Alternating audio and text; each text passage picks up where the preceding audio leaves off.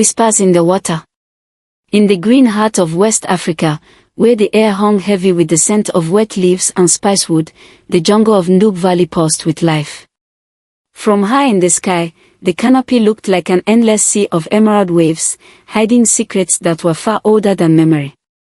Beneath the tangled branches and twisting vines, the ground was soft and dark, like the belly of the earth itself. Rivers wound like silver snakes through the landscape, glittering in the sun by day, glowing with eerie mist by night. The people of Mipo village lived at the edge of that jungle, their small homes made of sun-dried clay and thatched roofs that whispered in the wind. They lived close to nature, not out of choice, but out of respect. For generations, they had learned the rhythms of the valley, when to plant, when to fish, and when to stay very, very still. It was during the hot months, when even the mango trees sighed under their own weight, that the villagers gathered each night around the fire to listen to Grandmother Halima. With skin like polished mahogany and eyes that held stories as old as the stars, Halima was no ordinary elder. She was the village griot, the keeper of tales, the memory of the forest. Her voice could hush babies and raise goosebumps in grown men. And her stories had a way of making the shadows lean in a little closer. That evening, as fireflies danced through the air like tiny floating lanterns, the villagers sat in a wide circle, faces lit by firelight and curiosity. The children sat cross-legged up front, waiting, fidgeting, fighting yawns.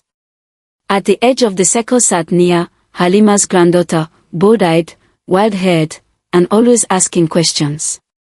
14 and fearless, she had the soul of a wanderer and the heart of a storm. Halima lifted her carved walking stick and tapped it against the ground once, twice. The crackling fire dimmed, as if it too was listening. "Tonight," she said, her voice smooth as river stones, "I will tell you of Mboko, the serpent of the sacred water. The guardian of Noob." A hush fell. "The river you drink from, the one that sings you to sleep each night, it is his river. Mboko has watched over it since before there were words for water. He is not just a creature. He is a spirit, part storm, part silence. His eyes shine like stars, his roar shakes the trees, and his scales are woven from the bones of the riverbed." The children gasped. Nia grinned. Halima leaned in closer, her shadow long against the dirt. "He sleeps most of the time, deep below the current. But when the jungle is hurt, when greed poisons the land, he awakens." At the back of the circle, someone snorted. It was Jallo, Nia's older cousin, 17 and constantly in need of proving himself. His hair was shaved close, his eyes sharp and full of mischief. "Come on," he said with a grin. "A giant snake spirit." "Grandma, that sounds like a bedtime story from when people were scared of the wind." Several people turned to look at him in warning, but Halima did not flinch. "Do you mock the river, Jallo?" she asked calmly. "I mock fairy tales," he said. "And if this Mboko is real, why hasn't anyone seen him? Why doesn't he just slither up and say hello?"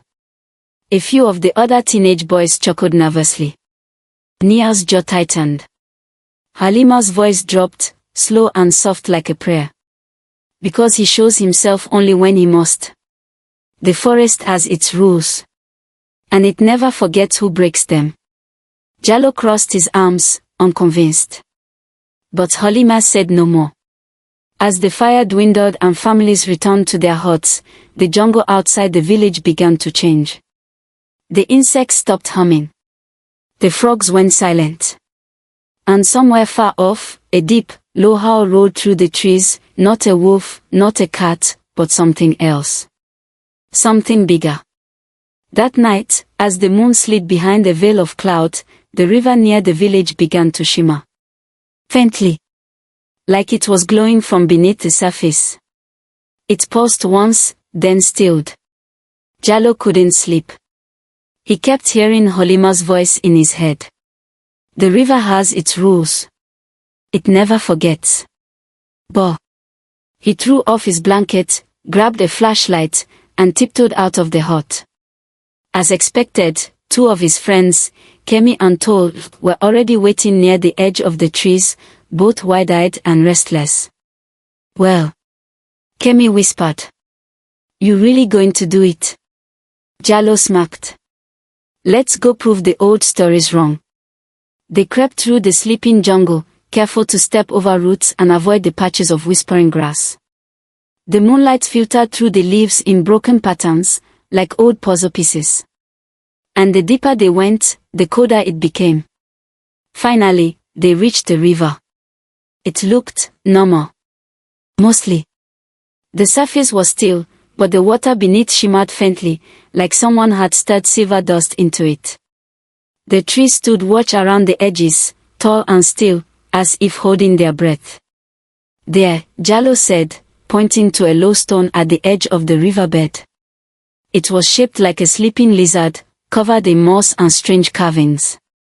He marched toward it. Tol hesitated. "Is that one of the old sacred stones?" "It's a rock," Jallo muttered. "Just prettier than most." He grabbed a nearby stick and pried it under the edge of the stone. With a grunt, he flipped it over. The moment the stone hit the earth, the river trembled. The boys froze. It wasn't a splash. It wasn't a ripple. It was a low, vibrating pulse, like the river had a heartbeat, and it had just skipped. Beneath their feet, the earth gave a soft thud. A second passed. Then two. Nothing else happened. Kemi exhaled. "That's it. That's the big monster." Jallo forced a laugh. "Told you. Grandma's stories are just bedtime fairy tales." But none of them noticed the slow swirl forming just beneath the surface. None of them saw the pair of glowing yellow eyes that flickered open and shut again in the depths of the river. And none of them heard the jungle whisper their names as they turned to walk away. The river slipped slightly. The sun rose soft and orange over Nook Valley, stretching long fingers of light across the treetops. Dew clung to every leaf like tiny silver jewels, and the river shimmered with a quiet calm. In the village of Mipo, morning chores had just begun. Fires were lit. Roosters screamed their opinions into the sky. Children chased goats. But Nia felt something was wrong. She hadn't slept well. Her dreams had been heavy and strange, the kind where the air feels thick and the shadows whisper. She kept seeing the river, pulsing like a heartbeat. And something under the surface, watching. Still rubbing the sleep from her eyes, Nia stepped outside their hut and spotted footprints in the dirt. 3 sets. Fresh. Heading into the forest. Her stomach tightened. "Jallo," she whispered, narrowing her eyes. "That fool actually did it." 10 minutes later, she found them, Jallo, Kemi, and Tol, crouched near the river, talking in low voices, their hands full of tools they had no business holding. "You three are unbelievable," Nia shouted, stomping out from the bushes. The boys jumped, startled. What are you doing here?" Tol asked, eyes wide. "What am I doing here? What are you doing here?" Nia snapped, pointing to the half-hacked tree behind them. "This is sacred ground." Jallo rolled his eyes. "Relax, Nia. We came back to finish what we started. The Guardian didn't show up last night, so clearly the story's just smoke." "You don't understand," Nia said, walking closer. "Halima says the river doesn't react right away. It remembers. It waits." "Well, it can wait all it wants," Jallo said, picking up a machete. "We're just making space near the bank. No harm." Nia's voice dropped, serious and cold. "You are waking something you don't understand." Kemi scratched the back of his neck. "Actually, I kinda felt the ground shake last night." "Wind," Jallo said quickly. "Weird jungle stuff. Nothing supernatural." Nia glared at him. "The river doesn't need to shout. It only has to whisper. And it's already started." Later that day, the villagers began noticing things that made their skin crawl. The monkeys that normally played in the trees were gone. The parrots that sang all morning were silent. Even the insects seemed to have vanished, no buzzing, no chopping, just a heavy, breathless quiet. At the edge of the forest, a group of farmers stared at a patch of land where the grass had withered into black mush overnight. One woman whispered, "The forest is warning us." Elder Kofi, a man who had never feared anything but fire, refused to go near the river that day. "The birds are fleeing," he said. And birds don't lie. But Jallo and the boys didn't listen. They returned to the river that afternoon, this time more confident, more reckless. They came with blades and axes, laughing like kids daring each other to knock on a haunted door. Kemi took his machete and chopped at a thin tree along the edge. The trunk cracked, falling with a splash into the shallows. "Still no guardian," he said with a nervous laugh. Toll smashed a large flat stone with another rock, watching pieces scatter into the river. And Jallo? Jallo climbed onto the very spot where they had disturbed the sacred stone the night before. He stood tall, holding a sharp stick like a spear. "I named this river Fake," he yelled, arms wide. That's when the sky changed. A slow darkness rolled in from the east, not clouds, not shade. Something heavier. As if a curtain of storm had been pulled across the sky. The sunlight vanished in seconds. The wind died.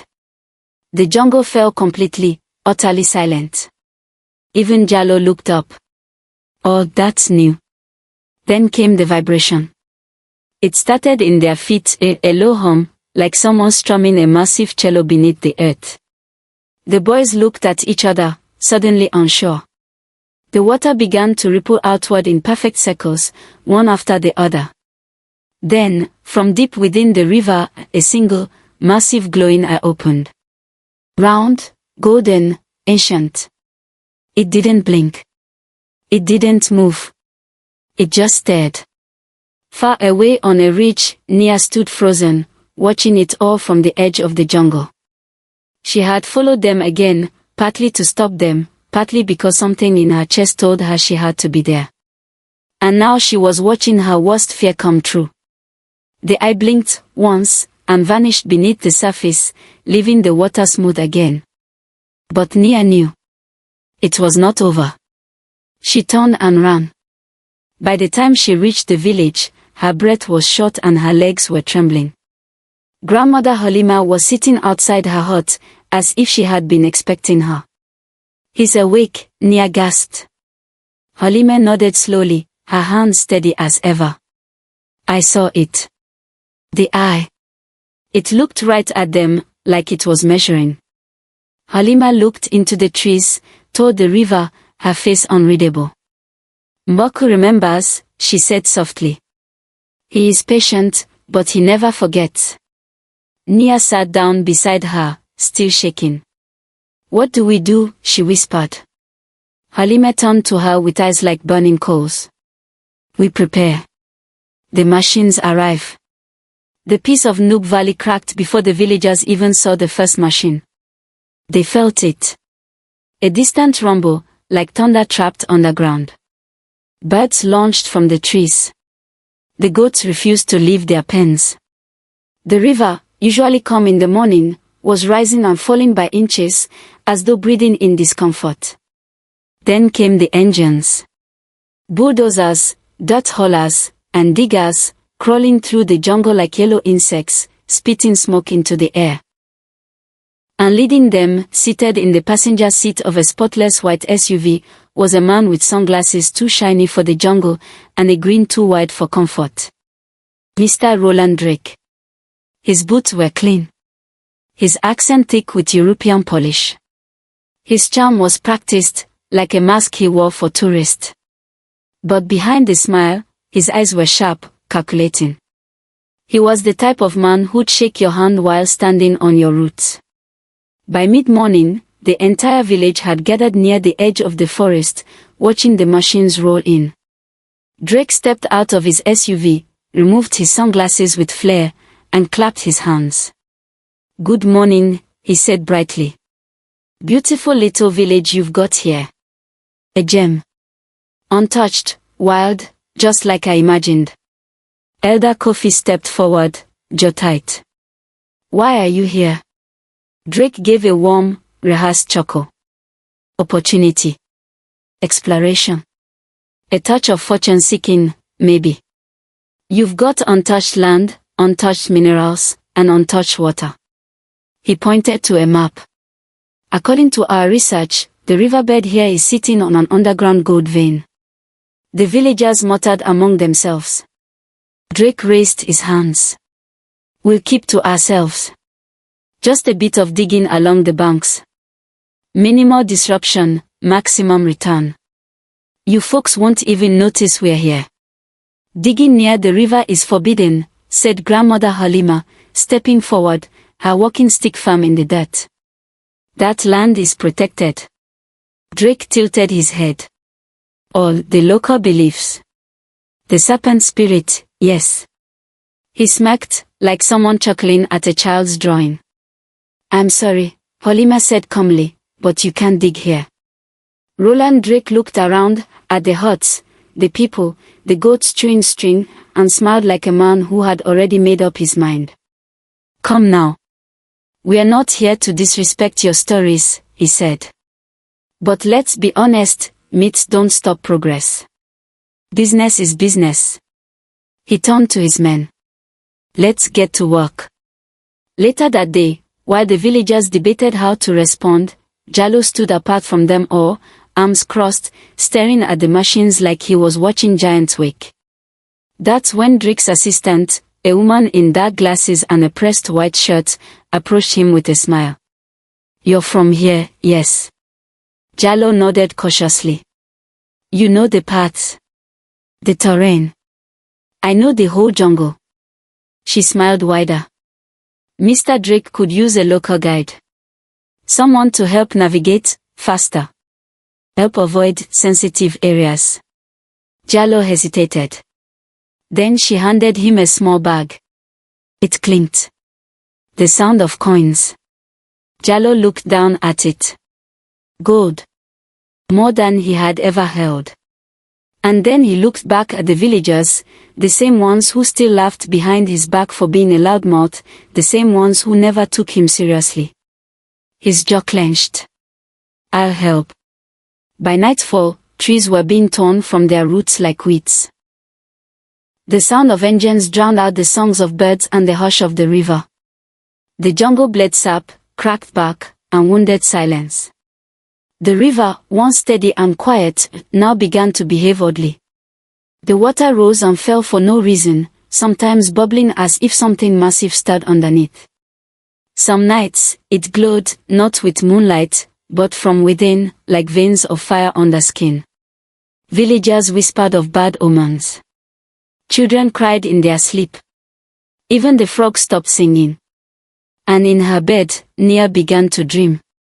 Each night, her sleep took her back to the river, but it no longer looked the same. The trees were ash. The water was black. And something enormous was watching her through the mist. A voice, ancient, echoing, it filled her mind like thunder in a canyon. They mine what they do not own. They tear what they cannot mend. The river will rise. The guardian will not ask twice. She woke up in cold sweat each time, heart racing, ears ringing. The next morning, she told Grandmother Halima. The old woman's face turned to stone. You're hearing Boko, she said. He speaks only to those who can bear his truth. Nia swallowed. He's angry, isn't he? No, Halima said, voice like cracking ice. He's deciding. On the fourth night, everything changed. It started with the wind. Not a breeze. A howl. It ripped through the trees like a scream in a tunnel. Leaves spun like birds in panic. Dogs whined and ran under huts. Then, without warning, the ground shook. Crack. A massive tree fell directly onto a bulldozer, crushing it like a toy. Boom. Another tree uprooted and crashed through a storage truck filled with equipment. The machines, loud, arrogant, iron beasts, were no match for the jungle's fury. And through the chaos, from deep in the forest, came a sound unlike any other. A roar. Low. Endless. Not human. Not animal. A sound that seemed to rise from the roots of the earth itself, ancient and full of warning. The villagers, huddled together in silence, looked to Halima. She did not flinch. Moko is awake. Rat beneath the waters. The jungle did not sleep that night. It hissed, it moaned, it shook. The trees swayed like they were whispering warnings, and the river refused to sit still, rising higher, spilling onto the banks like it was pushing against invisible hands. In his tent near the machines, Jallo sat awake, hands trembling around a metal cup. His pay, that once bright bag of coins, lay untouched beside him. It no longer gleamed. It only stared. He remembered Nia's face, full of fear. He remembered Halima's words. He remembered the roar. Most of all, he remembered the eye in the water. What had he done? Across the clearing, Mr. Roland Drake was anything but scared. He was furious. Shirt sleeves rolled up, boots muddy, sunglasses cracked and forgotten, he backed orders into a satellite phone as his men patched up crushed equipment and reinforced their camp. Enough of this primitive nonsense, he snapped. You hear me? If there's a monster in that river, we trap it, bag it, sell it. End of story. His assistant stepped forward nervously. Sir, maybe we should. No, his voice sliced through the night. We set the trap at dawn. By the time first light brushed the horizon, the riverbank looked like a war zone. Massive steel nets were staked into the mud, stretched wide across the narrowest part of the river. Explosives had been rigged along the banks, and strange sonar machines pulsed low sounds into the water. Ready the lures, Drake growled. If that snake wants a fight, we give it one. Meanwhile, in the village, Nia had made up her mind. She had seen enough. Felt enough. Dreamed enough. The Guardian was real. And if no one else would protect the river, she would.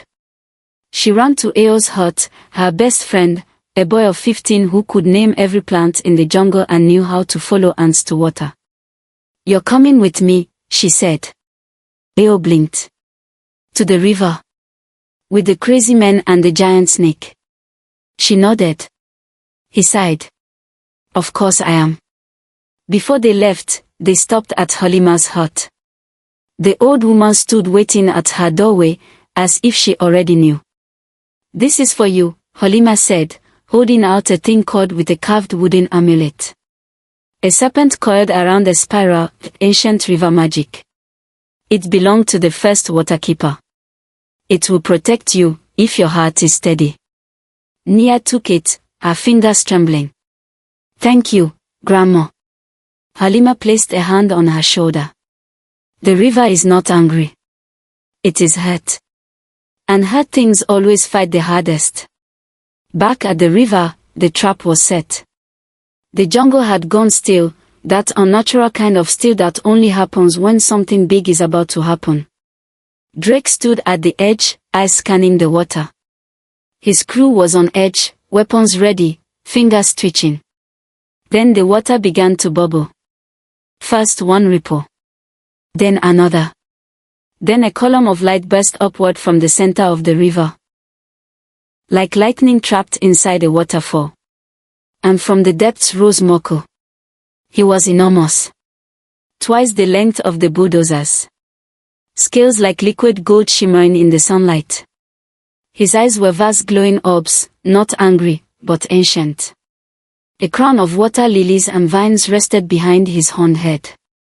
As he lifted higher, his coiled body pulled up water and mist with him, forming spirals that danced in the air. When he roared, the trees bent away. When he moved, the river followed. Men screamed. Some dropped their weapons and ran. Others shouted for orders. Now! Drake yelled. Now! The nets tightened around Moko as sonar machines screamed and bombs went off around the bank in a staccato of deafening pops. Moko twisted in pain, but not fear. With a massive swing of his tail, he smashed 2 trucks into the trees like toys. The river swelled as if it was breathing with him, rising above the banks and flooding the clearing in seconds. Panic. Screams. Ao and Nia arrived just in time to see the chaos unfold. The river churned like a storm was being born in it. The serpent was fighting, but the traps were strong, draining his energy. We have to cut the nets, Nia shouted. Ao pulled a curved jungle blade from his belt. On it. They dashed toward the shore, dodging fleeing walkers and leaping over debris. Nia reached the nearest stake and began sawing through the nets, the amulet swinging wildly around her neck. Suddenly, a blast. A stray detonation knocked Jallo off his feet, hurling him into a boulder near the riverbank. He didn't move. Nia screamed. Jallo! She dropped the rope and rushed to him. He was bleeding, barely conscious, eyes fluttering. I messed up, he whispered. I thought it was just a story. No story ever roared like that, she said, tears hot in her eyes. Another net began to tighten around Moko's neck. He writhed, waves crashing outward. Help me! Ao shouted, struggling to cut a chain link as Moko thrashed behind him. Nia laid Jallo down gently and stood up, fury and courage mixing in her chest. She touched the amulet. It pulsed once, warm and alive. She stepped to the edge of the river, raised the charm high, and began to chant. Old words. River words. Words that only the water remembered. Moko froze. His eyes turned to her. The nets loosened. Then, with a terrifying, triumphant screech, he surged upward, shattering the traps with a twist of his body. Waves exploded outward, soaking everything. A final flick of his tail sent Drake flying into the mud, coughing and stunned. His machines were broken. His men had scattered. His greed had awakened something too old to buy, too powerful to cage. Nia ran to Ao. Together, they helped Jallo to his feet. Behind them, Moko coiled once, dipped his head in slow recognition toward Nia, then slid silently back beneath the water. The jungle went quiet again. As if the storm had never come. The forest remembers. The jungle was no longer just a jungle. It was roaring. The trees trembled, their roots pulsing with the rhythm of something massive. The earth itself seemed to shudder. And at the center of it all, the river rose like a living storm, swirling around the full, monstrous form of Moko. He was wounded, coils bruised, parts of his golden scales scorched from explosives. His breath hissed him into the air. With every move, he shook the valley. He was not just a guardian anymore. He was a god in pain. And gods in pain do not forgive easily. The villagers, and what was left of Drake's crew, could only stare as the spirit serpent rose taller than the trees, his body coiled high above the water, casting shadows like thunderclouds. His eyes locked on the camp. Burned machines. Fleeing men. And Nia, standing alone at the water's edge, soaked to the bone, shaking but unafraid. She held the amulet tightly in one hand, her voice lost in the storm. Then, she sang. It wasn't loud. It wasn't perfect. But it was true.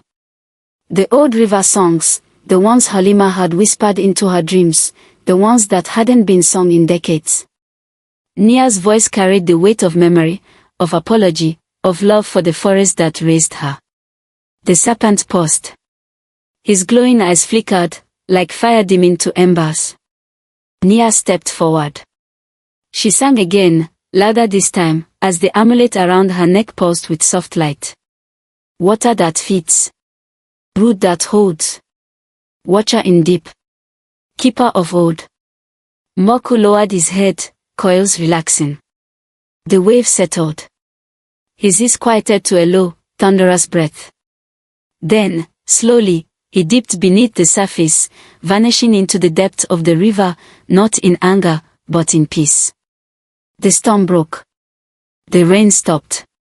The air went still. And for the first time in days, the jungle was silent. The survivors of Drake's crew were not so lucky.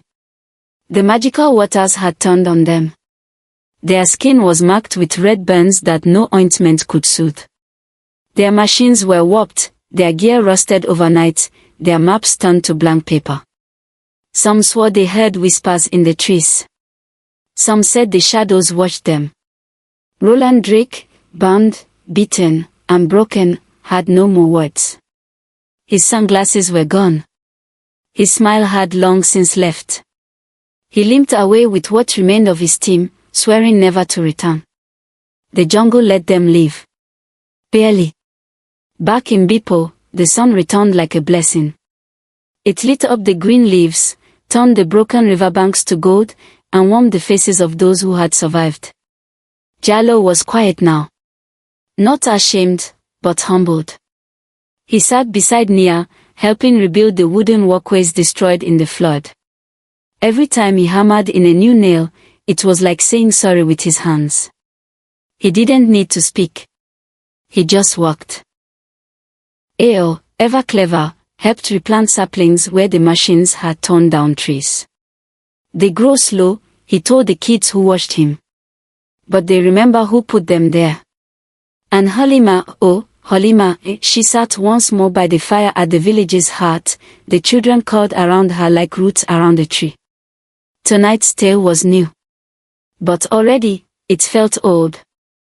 And so, she said, when the great storm came, it was not warriors who saved us. Not kings. Not soldiers. Her eyes sparkled in the firelight. It was a girl with a song. A girl who remembered the old ways. Who spoke not to conquer the river, but to remind it, we are still listening. The children clapped. One asked, was she afraid? Halima smiled. Yes. But she did it anyway. And that is the truest kind of courage. The next day, the villagers gathered near the river's edge. Together, they built a shrine, not grand or fancy, but beautiful. Carved stone, fresh river lilies, small offerings of fruit and honey. And in its center, a sculpture of a serpent's eye, glowing with blue paint made from jungle berries. Above it, they hung a wooden plaque. Tumboko, guardian of the waters. The river gives life. But it also defends it. The end.